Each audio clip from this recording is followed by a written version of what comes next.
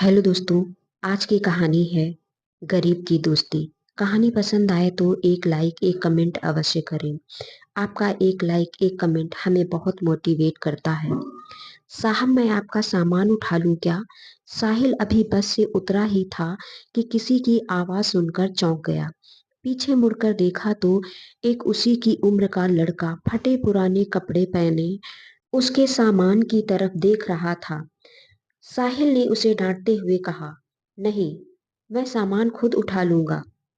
यह सुनकर वह लड़का थोड़ा सा निराश हो गया और बोला, साहब कुछ भी दे दीजिएगा, बहुत मजबूर हूँ, कुछ खाने का इंतजाम हो जाएगा। साहिल झुंझलाकर उसकी ओर देख रहा था। उस लड़के की आंखों में उसे आंसू नजर आ रहे थे। फिर उसने गौर से उसे देखा तो समझ में आया, यह तो उसके बचपन का दोस्त राहुल है। इस हाल में साहिल ने उससे कहा, पहले मेरे साथ चलो। वह उसे पास के एक ढाबे पर ले गया। क्या खाओगे? साहिल के पूछने पर लड़के ने कहा, नहीं साहब, अगर आप सामान उठवाओगे तो ही मैं कुछ लूंगा। साहिल हंसते हुए बोला, हाँ, मैं जानता हूँ तुम बहुत खुददार हो, किसी की मदद नहीं लोगे। सामान बाद में उठा लेना, पहले कुछ खा लो। बैठो, मैं अभी आया। लड़का डरते डरते सामने पड़ी मेज कुर्सी पर बैठ गया। साहिल कुछ देर में आकर उसके सामने वाली कुर्सी पर बैठ जाता है। साहिल उससे पूछता है, तुम इस हाल में कैसे? मेरा मतलब है, कुछ अपने बारे में बताओ। राहुल ने बताया, साहब, मेरे पिता इसी गांव में एक किसान थे। गांव के जमींदार से कर्जा लेकर उन्होंने फसल लगाई थी, लेकिन सारी फसल खराब हो गई। कर्ज का ब्याज बढ़ता गया। जमींदार ने खेतों पर, बैलों पर और घर पर कब्जा कर लिया। पिताजी ये सब बर्दाश्त न कर सके और फांसी लगा ली। तब मैं छोटा था। कुछ दिन बाद माँ भी चल बसी। स्कूल जाना तो दूर, गांव में कोई काम न मिला। भूखे मरने लगा। तब से जो भी काम मिलता है वह कर लेता हूँ। दोपहर को बस के आने पर कोई कोई सवारी सामान उठवा लेती है तो खाने का जुगाड़ हो जाता है। तभी खाना आ गया। खाना देखकर राहुल बोला, साहब, ये तो बहुत महंगा होगा। मेरी मजदूरी तो बस 10 रुपए बनती है। ये सब मैं कैसे चुका पाऊंगा? साहिल हंसते हुए बोला, अभी मैं आया हूँ, वापस भी जाऊंगा, तब मेरा सामान उठा लेना।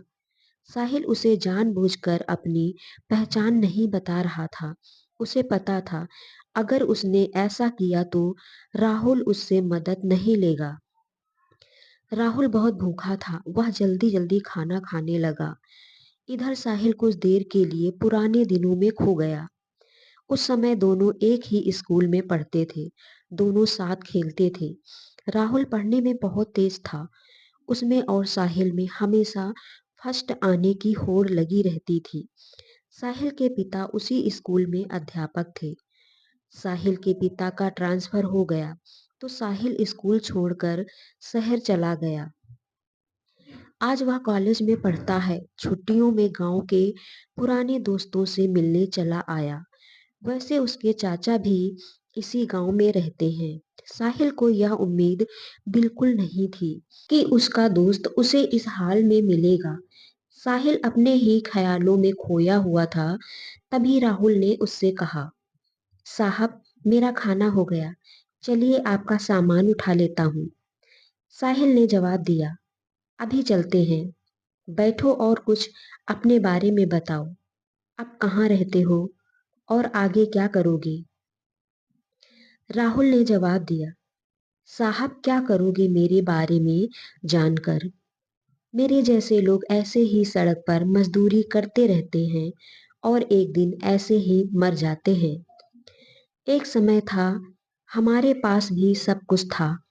वो जो सामने आप स्कूल देख रहे हैं, मैं वहां पढ़ा करता था। साहिल बोला, अब पढ़ने का मन नहीं करता? राहुल बोला, साहब, माता पिता का साया क्या होता है ये उनके जाने के बाद पता लगता है। मेरे पिता मुझे सरकारी अफसर बनाना चाहते थे। साहिल उसकी बातें गौर से सुन रहा था। राहुल को एक पल के लिए भी यह एहसास नहीं हुआ कि यह तो उसका बिछड़ा हुआ दोस्त है, क्योंकि साहिल के नयन नक्श से लेकर उसका पहनावा सब बदल चुका था। राहुल ने पूछा, साहब आप यहाँ किसके घर आए हैं? साहिल ने अपनी पहचान छुपाते हुए कहा, नहीं बस ऐसे ही गांव घूमने आया था। यहाँ कोई होटल मिल जाएगा रुकने के लिए? हाँ साहब, बस स्टैंड के पीछे ही एक होटल है। आपके शहर जैसा तो नहीं, पर ठीक ठाक है। मैं आपको वहीं ले चलता हूँ, राहुल बोला। साहिल ने हाँ में सर हिलाया। राहुल सामान लेकर आगे आगे और साहिल उसके पीछे पीछे चलने लगा। कुछ ही देर में वे होटल में पहुंच गए। साहिल ने एक कमरा लिया। राहुल उससे कहने लगा, साहब मैं चलता हूँ। जब आपको जाना हो तब बता देना, मैं आपका सामान लेने आ जाऊंगा। साहिल बोला, अरे रुको, ये कमरा मैंने 2 लोगों के लिए लिया है, तुम मेरे साथ रहोगे? राहुल बोला, नहीं साहब, कहाँ मैं और कहाँ आप। वैसे भी मैं तो कहीं भी सो जाता हूँ।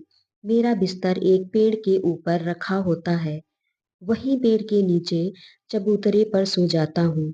मुझे जाने दो साहब। साहिल बोला, मुझे तुमसे बहुत सी बातें करनी है। जब तक मैं यहाँ हूँ तुम मेरे साथ रहोगे। मैं यहाँ किसी को नहीं जानता हूँ, तुम मुझे पूरा गांव घुमाओगे। राहुल कुछ नहीं बोला। कमरे में सामान रखने के बाद साहिल राहुल को लेकर एक कपड़े की दुकान पे पहुंचा। उसे नए कपड़े दिलवाए, नए जूते दिलवाए, फिर उसे लेकर होटल पर आया। उसने राहुल की जरूरत का हर सामान खरीदा और उससे कहा, तुम नहा कर ये कपड़े पहनो, मैं अभी आता हूँ। राहुल को कुछ समझ नहीं आ रहा था। उसने नहा धोकर नए कपड़े पहने, अपने आप को शीशे में देख ही रहा था, तभी साहिल आ गया। राहुल अपने कपड़ों को देखकर रो रहा था। साहिल बोला, क्या हुआ, कपड़े अच्छे नहीं हैं? राहुल बोला, नहीं साहब, माँ की याद आ गई। वो अपने हाथ से सिलकर कपड़े पहनाया करती थी। कल मैं आपको अपना घर दिखाऊंगा जो जमींदार ने हथिया लिया। साहिल उससे बैठकर बातें करने लगा। कितना कर्जा था तुम्हारा? राहुल ने कहा, साहब सब मिलाकर 50-60 हजार था, अब तो 80-90 हजार हो गया होगा। काफी देर इधर उधर की बातें करने के बाद दोनों सो गए। सुबह साहिल राहुल को लेकर गांव घूमने गया। वहां राहुल ने अपना घर दिखाया जो बंद था। फिर वह उस पेड़ के नीचे ले गया जहां कल तक वह सोता था। राहुल बोला, साहब यह पेड़ ही मेरे माँ बाप हैं, मैं यही सोता हूँ। साहिल बोला, राहुल मैंने तुमसे झूठ बोला था, मैं गांव घूमने नहीं, सिर्फ तुमसे मिलने आया था। यह सुनकर राहुल चौंक गया। साहिल ने बताया, मैं तुम्हारे बचपन का दोस्त साहिल हूँ। यह सुनकर राहुल गौर से साहिल के चेहरे को देखने लगा। उसे अब उसमें अपना दोस्त नजर आने लगा। उसकी आंखों से टप टप आंसू बह रहे थे। साहब आप। वह कुछ बोलता इससे पहले साहिल ने कहा, साहब नहीं, साहिल तुम्हारा दोस्त। राहुल कुछ बोल न सका। वह बस एकटक साहिल को देखे जा रहा था। उसके अंदर का सैलाब अब उमड़ने लगा था। इतने सालों का दर्द उसकी आंखों से बह रहा था। आज उसका कोई अपना उससे मिलने आया। इस बात पर अभी भी उसे विश्वास नहीं हो रहा था। साहिल ने उसे चुप कराया। फिर वह उसे लेकर अपने चाचा के घर गया। साहिल के चाचा सब पहले से जानते थे। साहिल ने उनसे कुछ बात की। साहिल के चाचा एक संपन्न किसान थे। उन्होंने अपने साथ कुछ और किसानों को इकट्ठा किया और जमींदार के घर पहुंच गए। साहिल के चाचा ने जमींदार से पूछा, इसके पिता पर कितना कर्ज है? जमींदार ने अकड़ से कहा, कौन चुकाएगा? इसके पास तो फूटी कौड़ी नहीं है, नहीं तो इसका बाप फांसी नहीं झूलता। सब मिलाकर 1 लाख है। साहिल ने अपने चाचा को इशारा किया उन्होंने बैग से 1 लाख रुपए निकालकर जमींदार के सामने रख दिए और कहा, इसके खेत, मकान और बैल अभी वापस चाहिए। जमींदार यह देखकर घबरा गया, लेकिन इतने लोगों के सामने कर भी क्या सकता था। घर की चाबी और कागज वापस कर दिए, बैल उसे घर भिजवा दिए। वहां से निकलकर साहिल बोला, चाचा जी, मैं शहर पहुंचते ही आपके पैसे लौटा दूंगा। चाचा जी ने कहा, कोई बात नहीं बेटा, तुम बहुत नेक काम कर रहे हो। फिर उन्होंने और किसानों के सामने राहुल से बोला, बेटा, तुम्हें तुम्हारा सब कुछ वापस मिल गया। अब अपने खेतों पर खेती करो, हम सारे किसान तुम्हारा साथ देंगे। यह सुनकर सब किसान तैयार हो गए। हाँ बेटा, अब वो जमींदार तुम्हारी तरफ आंख भी नहीं उठा सकेगा। साहिल ने राहुल को खेती करने के लिए 20,000 रुपए और दिलवा दिए। राहुल उसके पैरों में गिर पड़ा।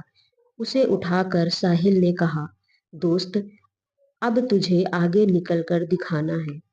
अगली बार जब मैं गांव आऊं तो मेरा दोस्त मुझे खुशहाल मिलना चाहिए। यह कहकर साहिल ने राहुल को गले लगा लिया।